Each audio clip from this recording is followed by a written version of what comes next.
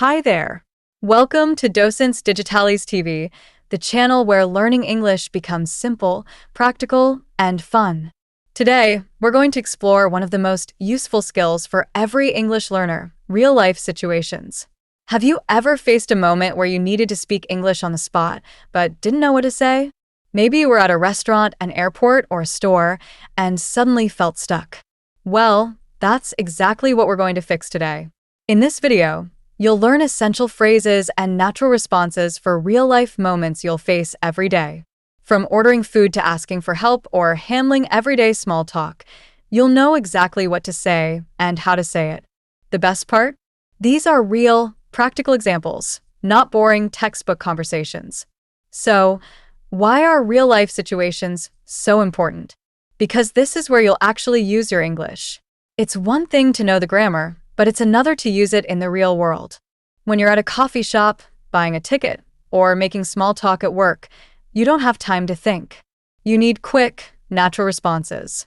And that's what this video is all about. Here's a simple example. Imagine you walk into a coffee shop. The barista asks, "What can I get for you?" Instead of freezing up, you'll know exactly what to say. "I'd like a medium latte, please." See how natural that sounds? Or if you're in a store and you can't find something, you don't need to struggle. Just ask, "Excuse me, where can I find the milk?" Simple, clear, and natural. Here are a few quick tips to get better at handling real-life situations. First, practice role play.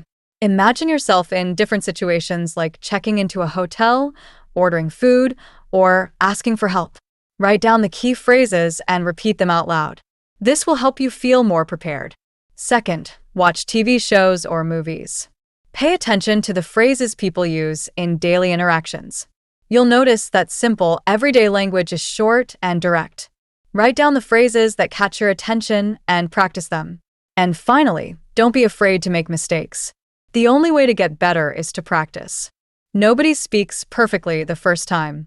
It's okay to pause, think, and try again. The important part is that you're speaking. If this video has helped you, we'd love your support. Give it a like, share it with your friends, and subscribe to Docentes Digitales TV for more practical, real-life lessons like this one.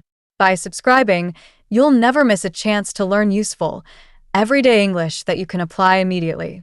Thanks for watching, and we'll see you in the next video.